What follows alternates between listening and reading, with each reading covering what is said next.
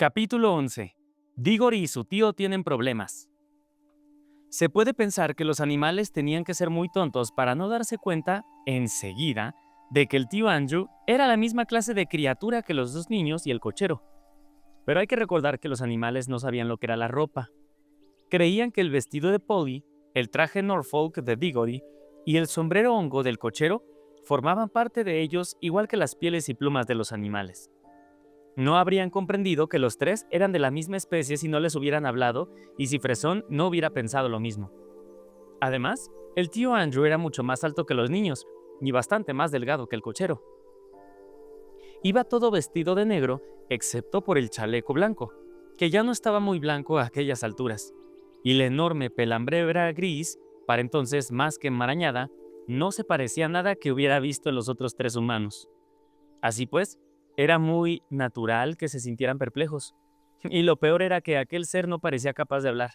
En realidad había intentado hacerlo. Cuando el bulldog le habló, o como pensó él, primero le rugió y luego le gruñó. Alargó la temblorosa mano y jadeó. Vamos, sé un buen perrito, soy un pobre anciano. Sin embargo, los animales eran tan incapaces de entenderlo a él como él a ellos. No oyeron palabra alguna, únicamente un vago chisporroteo.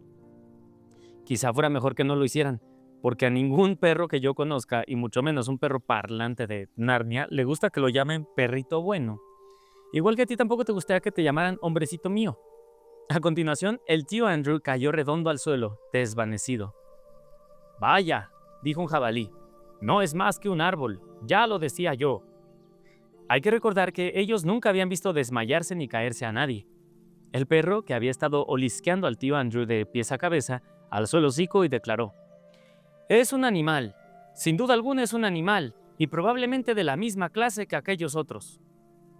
«No lo entiendo», dijo uno de los osos, «un animal no se caería redondo al suelo de ese modo. Somos animales y no nos desplomamos, nos mantenemos en pie». Así. Se alzó sobre las patas traseras, dio un paso atrás, tropezó con una rama baja y cayó de espaldas cuán largo era. «¡El tercer chiste! ¡El tercer chiste! ¡El tercer chiste!», exclamó el cuervo muy emocionado. «Sigo pensando que es una especie de árbol», insistió el jabalí. «Sí es un árbol», dijo el otro oso. «Podría haber un nido de abejas en él». «Estoy seguro de que no es un árbol», declaró el tejón. Me dio la impresión de que intentaba hablar antes de desplomarse. «Fue únicamente el viento en sus ramas», indicó el jabalí. Y dice el tejón: «No querrás decir que crees que es un animal parlante. No pronunció ni una sola palabra». Parece que aquí en Narnia hay animales pues parlantes y no parlantes. «Y sin embargo, no sé», intervino el elefante, que en realidad era una elefanta, pues no hay que olvidar que su esposo se lo había llevado a Aslan con él. Y sin embargo, bueno, podría ser algún tipo de animal. ¿Acaso no podría ser una especie de rostro ¿acaso no podría ser una especie de rostro la protuberancia blanquecina de este extremo? ¿Y no podrían ser dos ojos y una boca esos agujeros? No hay nariz, claro, pero de todos modos, no debemos mostrar una mentalidad estrecha. Muy pocos tenemos lo que podría denominarse exactamente una nariz. Miró de soslayo la extensión de su propia trompa con excusable orgullo. «Me opongo energéticamente a este comentario», protestó el perro. «La elefanta tiene razón», indicó el tapir. «Os diré qué pienso», dijo el asno alegremente. «Tal vez sea un animal que no sabe hablar, pero cree que sí sabe». ¿Podemos ponerlo de pie?», dijo la elefanta. Agarró suavemente la figura inerte del tío Andrew, con la trompa, y lo colocó en posición vertical, boca abajo. Por desgracia, de modo que 2 medios soberanos, 3 medias coronas y una moneda de 6 peniques cayeron de su bolsillo. No sirvió de nada. De todos modos, el anciano caballero se limitó a desplomarse otra vez. «¡Ya lo ven! ¡Ya lo ven! ¡Ya lo ven!», exclamaron varias voces. «No es un animal, no es un animal, no está vivo». «Te digo que sí es un animal», insistió un bulldog. «Huélelo tú mismo». «Oler no lo es todo», repuso la elefanta. «Vaya», dijo el perro, «pues si uno no puede confiar en su olfato, ¿en qué va a confiar?». «Bueno, tal vez en su cerebro», respondió ella con suavidad. «Me opongo enérgicamente a ese comentario», declaró el bulldog.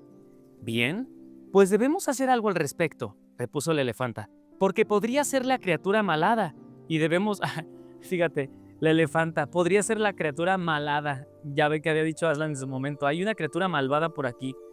La elefanta. Sí, sí, sí. Esto podría ser la criatura malada. Hay que enseñársela a Aslan. ¿Qué piensa la mayoría? ¿Es un animal o una especie de árbol? ¡Árbol! ¡Árbol! Muy bien.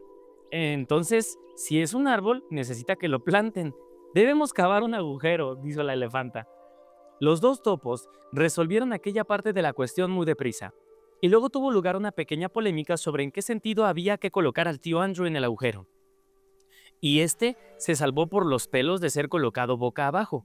Varios animales declararon que sus piernas eran sin duda las ramas, y que por lo tanto la cosa gris y esponjosa, o sea la cabeza, debía de ser la raíz. Sin embargo, otros afirmaron que su extremo ahorquillado era el más enlodado y que se extendía más como debían hacer las raíces. Así pues, finalmente lo plantaron de pie, y una vez que hubieron aplastado bien la tierra, ésta le llegó hasta la altura de las rodillas. «Pobrecillo, mirad qué marchito está», declaró el asno. «Desde luego, necesita que lo rieguen», coincidió la elefanta. «Creo que podemos haceros notar, sin ánimo de ofender a ninguno de los presentes, que tal vez para esa clase de trabajo una nariz como la que poseo...» «Me opongo enérgicamente a ese comentario otra vez», dijo el bulldog. Pero la elefanta se fue tranquilamente en dirección al río, llenó la trompa de agua y regresó para ocuparse del tío Andrew. El sagaz animal siguió con aquella tarea hasta haberlo rociado con litros y más litros de agua, y conseguido que el agua discurriera por los faldones de su levita como si hubiera tomado un baño con toda la ropa puesta. O sea, imagínate al tío Andrew, todo flaco, hasta las rodillas enterrado, ahora mojado, todo mugriento, lleno de tierra y todo confundido. Bueno, pues por algo le cayó, ¿no? Sí se ve como que se lo merecía, pero todos los animales como queriendo ayudar. O sea, bien bonitos. Al final, tanta agua lo reanimó y salió de su desvanecimiento. Y qué despertar el suyo. Pero será mejor que lo dejemos meditando sobre su perversa acción, suponiendo que sea capaz de algo tan sensato, y volvamos nuestra atención a cuestiones más importantes. Fresón trotó con Diggory sobre el lomo hasta que el ruido de los otros animales se extinguió, y por fin se hallaron muy cerca del grupito formado por Aslan y los concejales que había elegido. Diggory sabía que de ningún modo podía interrumpir una reunión tan solemne, pero no hubo necesidad de hacerlo. A una palabra de Aslan, el elefante, los cuervos y el resto de animales se hicieron a un lado. Diggory descendió del caballo y se encontró cara a cara con el león. Y Aslan era más grande, más hermoso, más reluciente y más terrible de lo que había pensado. No se atrevió a mirarlo a los enormes ojos. Por favor, señor león, a Aslan, señor, empezó a decir. ¿Podría usted, por favor, me dará alguna fruta mágica de este país para que mi madre se cure? Había esperado ansiosamente que el león dijera sí.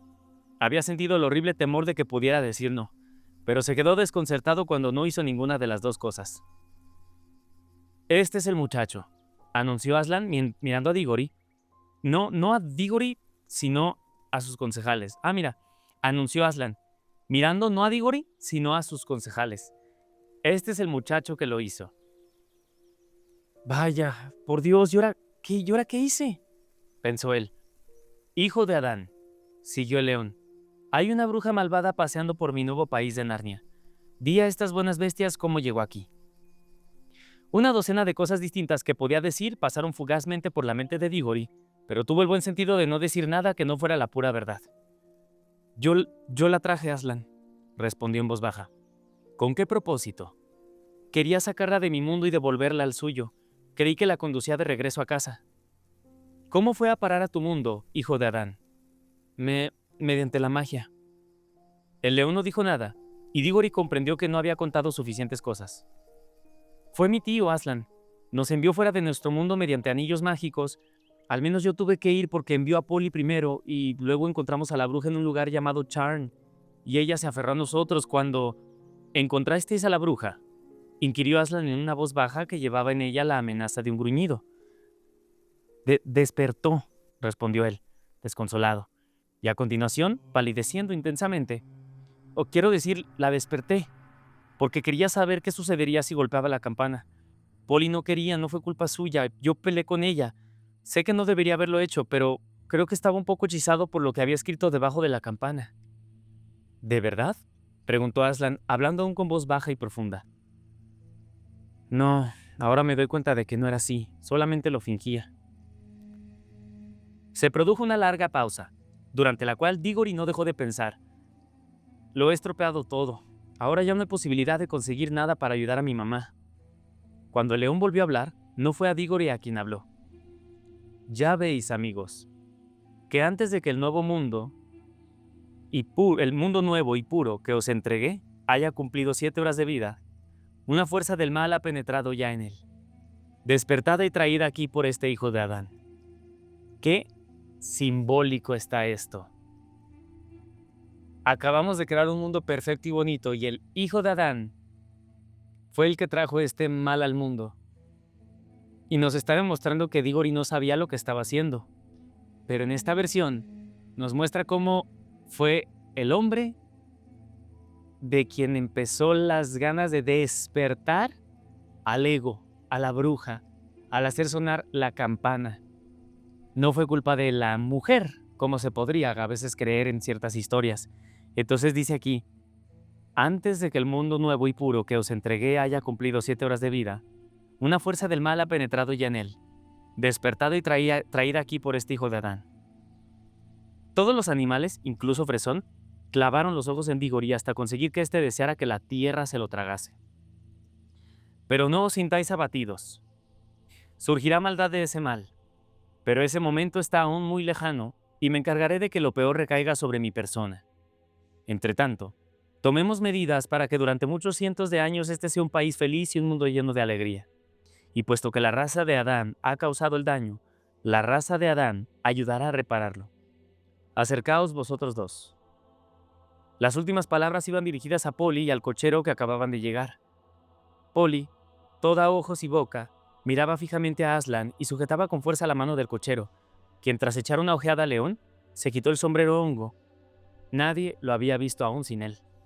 Cuando se lo hubo quitado, el hombre adquirió un aspecto más joven y agradable, y más parecido al de un campesino y menos al de un conductor de coches de caballos de Londres. «Hijo», dijo Aslan al cochero, «hace tiempo que te conozco. ¿Sabes quién soy?» «Pues no, señor. Por lo menos no en el sentido corriente de la palabra. Pero ahora que lo dice, tengo la impresión, y no sé por qué, de que nos conocemos». «Eso está bien», repuso el león. «Sabes más de lo que crees saber y vivirás para conocerme mejor aún. ¿Qué te parece este país?» «Es un lugar magnífico, señor». «¿Te gustaría vivir aquí siempre?» «Bueno, verás, señor, estoy casado. Si mi esposa estuviera aquí, yo diría que ninguno querría volver jamás a Londres. En realidad, los dos somos gente de campo». Aslan alzó la peluda cabeza, abrió la boca y profirió una única y prolongada nota. No muy fuerte, pero llena de poder. A Polly le dio un vuelco en el corazón al oírla. Estaba segura de que se trataba de una llamada y de que cualquiera que oyera aquella llamada querría obedecerla y, lo que es más, sería capaz de hacerlo, por muchos mundos y eras que mediaran. Por lo tanto, aunque la invadía el sombrero, no se sintió realmente sorprendida ni sobresaltada cuando de improviso, una joven de rostro amable y sincero surgió de la nada y se detuvo a su lado. La niña supo enseguida que se trataba de la esposa del cochero, sacada de nuestro mundo no mediante unos aburridos anillos mágicos, sino de un modo rápido, sencillo y dulce, tal como un ave vuela a su nido. Al parecer, la joven se hallaba en pleno lavado de ropa, pues llevaba puesto un delantal, tenía las mangas enrolladas hasta los codos y había espuma de jabón en sus manos. Si hubiera tenido tiempo de ponerse sus mejores galas, su mejor sombrero lucía cerezas artificiales, habría tenido un aspecto horrible. En cambio, tal como estaba, resultaba más bien bonita. Desde luego la joven pensó que soñaba, y por ese motivo no corrió al encuentro de su esposo, y le preguntó qué diablo les había sucedido a ambos. Sin embargo, cuando miró al león, ya no se sintió tan segura de que se tratara de un sueño, aunque por algún motivo no parecía muy asustada. Luego realizó una media reverencia, del modo en que algunas muchachas del campo las hacían en aquellos tiempos, y después se acercó. Colocó la mano en la cadera, colocó la mano en la del cochero y se quedó ahí mirando a su alrededor con cierta timidez. «Hijos míos», dijo Aslan clavando los ojos en ambos, «seréis el primer rey y la primera reina de Narnia». ¡Wow! El cochero abrió la boca asombrado y su esposa enrojeció violentamente. Gobernaréis y pondréis nombre a todas estas criaturas y haréis justicia entre ellas. También las protegeréis de sus enemigos cuando los enemigos surjan, y surgirán, pues hay una bruja malvada en este mundo. El cochero tragó saliva con energía 2 o 3 veces y carraspeó. Ah, disculpe, señor. Muchas gracias, de verdad. Seguro que mi señora piensa igual que yo, pero no estoy hecho para un empleo como ese. Yo no tengo estudios. Bien. ¿Sabes usar una pala y un arado y sacar alimentos de la tierra? Sí, señor, eso sí sé hacerlo, porque me enseñaron de pequeño. Puedes gobernar a estas criaturas con bondad e imparcialidad, recordando que no son esclavos como las bestias mudas del mundo en el que naciste, sino animales parlantes y súbditos libres. Ya lo creo, señor, respondió el cochero. Procuraría ser justo con todos. Y enseñarías a tus hijos y nietos a hacer lo mismo. Lo intentaría, señor. Haría todo lo posible. Y ella también. ¿No es cierto, Nelly? Y no tendrías favoritos ni entre tus hijos ni entre las demás criaturas, ni permitirías que ninguno sometiera a otro o lo tratase mal. Ni en 1.000.000 de años, señor. Pobres de ellos si los pescara haciéndolo, declaró el cochero con una voz que durante aquella conversación se había ido tornando más lenta y sonora, más parecida a la voz de campesino que sin duda tenía de muchacho y menos similar a la voz aguda y chillona de un habitante de los suburbios de Londres. Y si los enemigos atacaran el país, pues aparecerán enemigos, y se produjera una guerra, ¿serías el primero en el ataque y el último en la retirada? Bien, señor, respondió el cochero muy despacio, hay que verse en la situación. A lo mejor soy un poco blandengue porque nunca he peleado de verdad, pero lo intentaría. Bueno, supongo que intentaría cumplir con mi obligación. Si te comportas así, habrás hecho todo lo que debería hacer un rey. Tu coronación se celebrará enseguida, y tú y tus hijos y nietos seréis bienaventurados, y algunos serán reyes de Narnia, y otros serán reyes de Archenland. Archenland, así se llama. Archenland, Archenland, que se encuentra allá lejos, al otro lado de las montañas meridionales. ¿Y a ti, hijita? Al decir esto se volvió hacia Polly. Te doy la bienvenida. Has perdonado al muchacho por haber usado la fuerza contigo en la galería de las imágenes en el sombrío palacio de la execrable Charn. O sea, aquí Aslan ya sabe todo. Sí, Aslan, hemos hecho las paces, confirmó Polly. Eso está bien. Y ahora vamos a ocuparnos del muchacho. ¡Wow! Todo se pone cada vez más emocionante. Capítulo 12. La aventura de Fresón. Diggory mantuvo la boca bien cerrada. Cada vez se sentía más incómodo, aunque confiaba en que sucediera lo que sucediese, no empezaría a lloriquear para hacer algo ridículo. Hijo de Adán, dijo Aslan, ¿estás dispuesto a enmendar el mal que has causado a mi dulce Narnia el mismo día de su nacimiento? Bueno, no veo qué puedo hacer. La reina huyó y pregunto, ¿estás dispuesto? Sí. Por un segundo, había tenido la loca idea de decir, intentaré ayudarte si prometes ayudar a mi mamá, pero comprendió a tiempo que el león no era la clase de ser con el que se puede hacer tales tratos. Sin embargo, en cuanto dijo, sí, pensó en su madre, y en las grandes esperanzas que había albergado, y en cómo se iban desvaneciendo todas ellas, y se le hizo un nudo en la garganta y afloraron lágrimas a sus ojos y soltó. Pero por favor, ¿querrás? ¿No puedes darme algo que cure a mi madre? Hasta aquel momento sus ojos habían estado puestos en las enormes patas del león y las grandes arpas que tenían. Pero entonces, en su desesperación alzó la vista hacia su rostro. Lo que vio lo sorprendió más que nada en el mundo, pues el rostro leonino estaba inclinado cerca del suyo. Y oh, gran maravilla, había enormes lágrimas brillantes en los ojos del león. Eran tan grandes y resplandecientes comparadas con las lágrimas de Diggory que por un momento, el niño creyó que el animal sentía más pena por su madre que él mismo. Hijo mío, lo sé, la pena es muy grande. Únicamente tú y yo en este país lo sabemos por el momento. Vamos a ayudarnos el uno al otro, pero también debo pensar en cientos de años de la vida de Narnia. La bruja que has traído a este mundo regresará a Narnia, pero no tiene por qué suceder aún. Es mi deseo plantar en Narnia un árbol al que no se atreverá a acercarse. Y ese árbol protegerá al país de ella durante muchos años. De ese modo, esta tierra disfrutará de una larga y brillante mañana antes de que ninguna nube cubra el sol. Tienes que conseguirme la semilla de la que brotará ese árbol. Sí, señor, respondió Diggory. No sabía cómo podría hacerlo, pero en aquellos momentos se sentía muy seguro de que sería capaz de llevarlo a cabo. El león aspiró con fuerza, inclinó aún más la cabeza y le dio un beso de león. Al instante, Diggory se sintió imbuido de una nueva energía y valentía. Querido hijo, te diré lo que debes hacer. Date la vuelta, mira al oeste y dime qué ves. Veo unas enormes montañas, Aslan. Veo el río que desciende por los riscos en forma de catarata, y más allá del acantilado hay elevadas colinas verdes cubiertas de bosques, y detrás de ellas hay cordilleras más altas aún que casi parecen negras. Y luego, todavía más lejos, hay grandes montañas nevadas, todas amontonadas, igual que un dibujo de los Alpes. Y detrás de estas no hay otra cosa que el cielo. Vas bien. El territorio de Narnia termina allí donde desciende la catarata. Y una vez que hayas llegado a lo alto de los acantilados, estarás fuera de Narnia y en el interior del territorio salvaje del oeste. Debes viajar a través de estas montañas hasta que encuentres un valle verde con un lago azul en su interior, cercado por montañas de hielo. En el extremo del lago hay una empinada colina verde, y en lo alto de esa colina un jardín. En el centro del jardín hay un árbol. Arranca una manzana de ese árbol y tráemela. Sí, señor, volvió a decir Diggory. No tenía la menor idea de cómo escalaría el acantilado y encontraría el camino en medio de todas aquellas montañas. Pero no quiso decirlo por temor a que sonara excusa. Lo que sí dijo fue: Aslan, espero que no sea algo muy urgente. No podré ir y volver muy rápido. Pequeño hijo de Adán, tendrás ayuda. Se volvió entonces hacia el caballo, que había permanecido muy quieto junto a ellos todo el tiempo, sacudiendo la cola para mantener alejadas las moscas, y sin dejar de escuchar con la cabeza ladeada, como si la conversación fuera un poco difícil de comprender.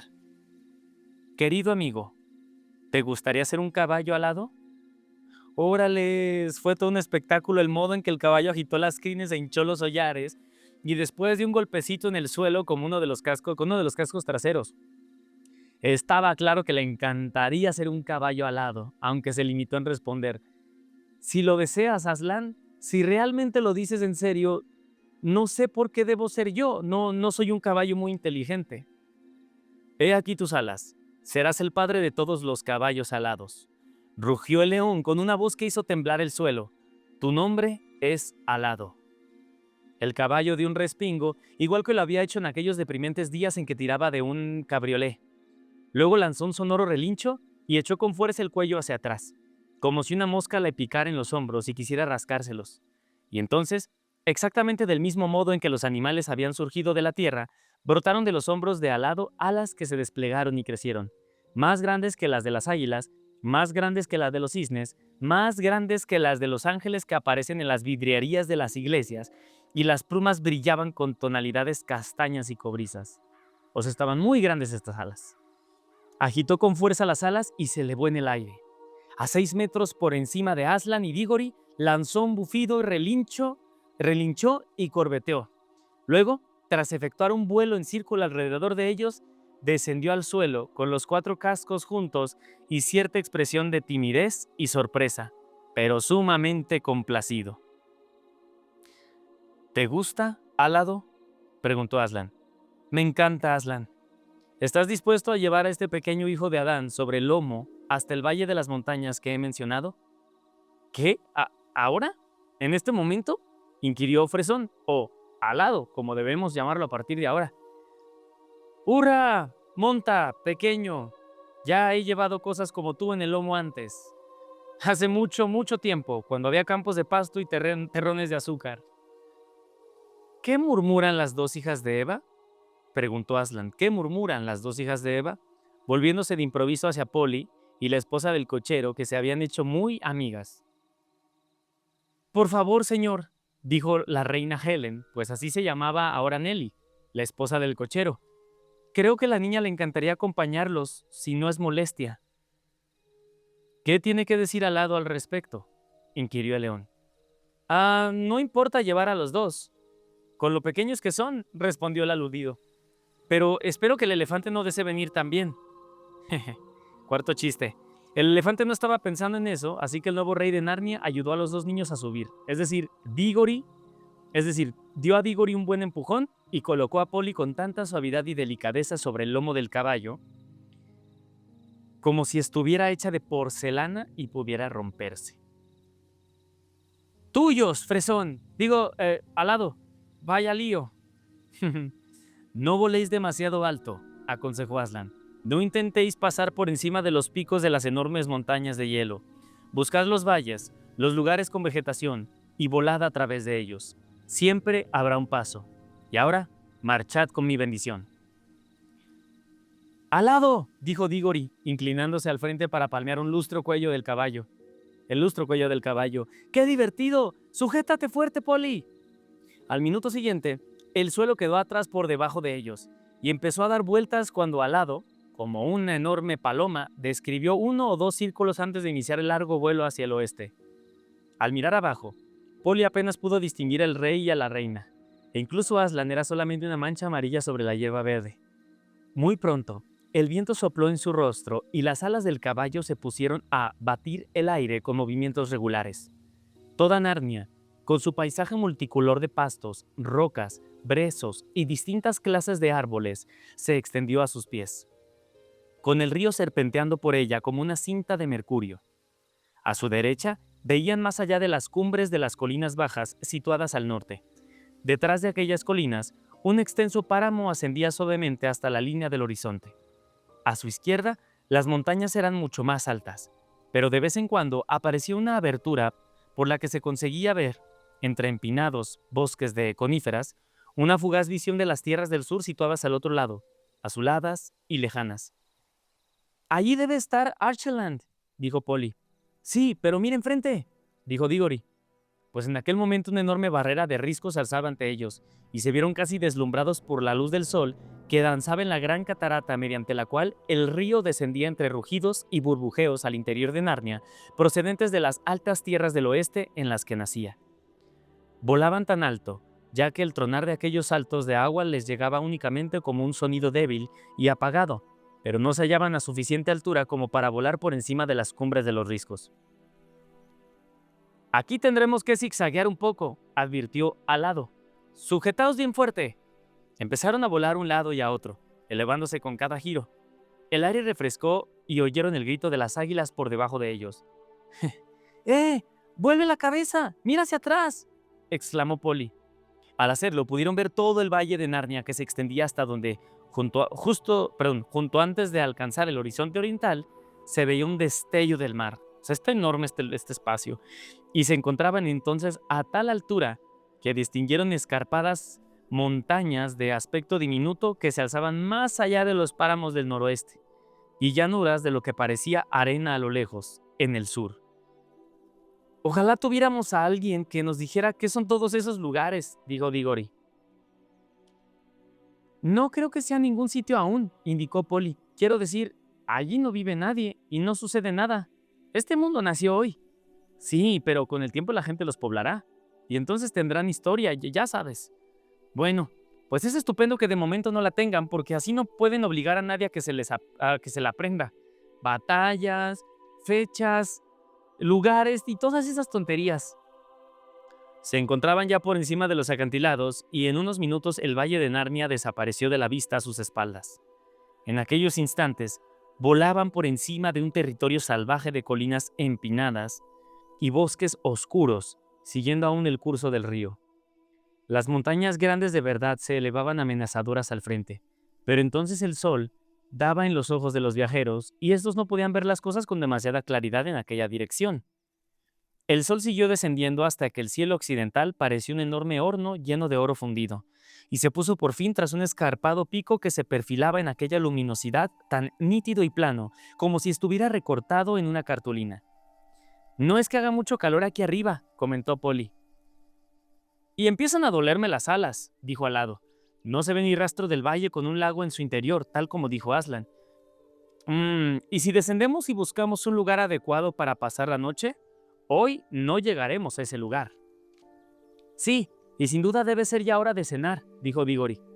Así pues, Alado descendió poco a poco, y a medida que se acercaban a la tierra y penetraban entre las colinas, el aire se tornó más cálido, y tras viajar tantas horas sin tener nada que escuchar aparte del batir de las alas del caballo, resultó agradable oír otra vez los familiares sonidos de la tierra firme, el canturreo del río sobre su lecho de piedra y el crujido de los árboles mecidos por la suave brisa.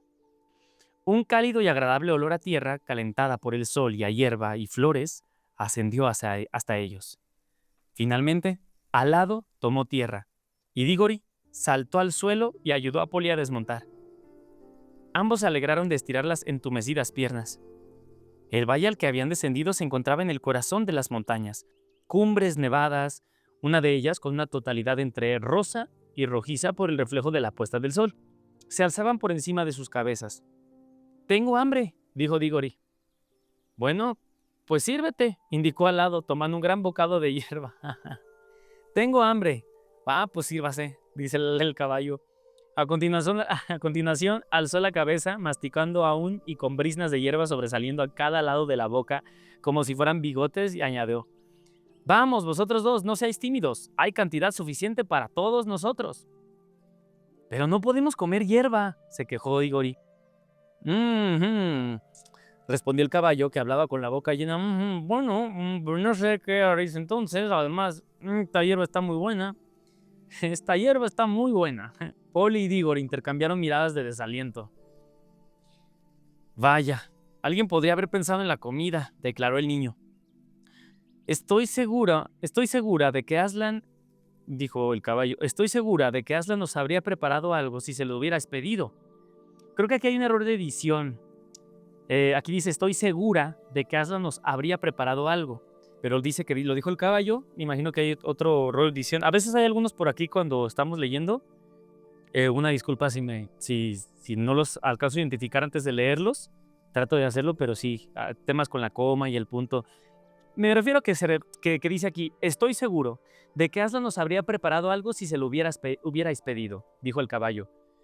«¿No se le podía ocurrir a él solo?», inquirió Polly. «Yo no digo que no se le ocurriera», repuso el caballo con la boca todavía llena, «pero tengo la impresión de que le gusta que le pidan las cosas». «¿Pero qué diablos vamos a hacer?». «La verdad es que no lo sé», respondió Alado. «A menos que probéis la hierba, a lo mejor os gusta más de lo que pensáis». «No seas ridículo», dijo Polly golpeando el suelo con el pie. «Está claro que los humanos no podemos comer hierba, del mismo modo que tú no puedes comer carne de cordero». «Por Dios, no hablen de carne ni cosas así, se me hace agua en la boca». Diggory dijo que lo mejor sería que Polly regresara a casa con la ayuda del anillo y consiguiera algo de comer allí. Él no podía hacerlo porque había prometido cumplir directamente las instrucciones de Aslan, y si aparecía una vez por casa, podía suceder cualquier cosa que impidiera su regreso. Pero Polly dijo que no pensaba abandonarlo, y el niño respondió que eso era algo muy decente por su parte. «¿Sabes qué? Todavía tengo los restos de aquella bolsa de caramelos en la chaqueta. Será mejor que nada». «Ay, mucho mejor», dijo Diggory, «pero ten cuidado de introducir la mano en el bolsillo sin tocar el anillo». Fue una tarea difícil y delicada, pero finalmente consiguieron llevarla a cabo. La pequeña bolsa de papel estaba muy blanda y pegajosa cuando por fin la sacaron, de modo que fue más una cuestión de arrancar la bolsa de los caramelos que de sacar los caramelos de la bolsa. Algunos adultos, ya se sabe lo quisquillosos que pueden ser con esta clase de cosas, habrían preferido pasar sin cenar antes que comer aquellos caramelos. Había 9 en total, y fue Diggory quien tuvo la brillante idea de que comieran 4 cada uno y plantaran el 9º, pues como dijo, si la barra, fíjate, qué buena idea, si la barra arrancada del farol se convirtió en un arbolito de luz, ¿por qué no podría esto convertirse en un árbol de caramelo? Así pues, abrieron un agujerito en la tierra y enterraron el caramelo. Luego se comieron los otros, haciéndoles durar todo lo que pudieron. Fue una comida más que ligera, y eso que comieron también algún trocito de papel que no pudieron despegar. Alado se acostó en el suelo una vez finalizada su excelente cena. Los niños se le acercaron entonces y se sentaron uno a cada lado, apoyados contra su cálido cuerpo, sintiéndose realmente a gusto cuando él los tapó con las alas. Mientras las brillantes y jóvenes estrellas de aquel mundo nuevo hacían su aparición, se dedicaron a conversar sobre todo lo sucedido, como cómo Diggory había esperado conseguir algo para su madre y cómo, en su lugar, lo habían enviado a realizar aquel encargo.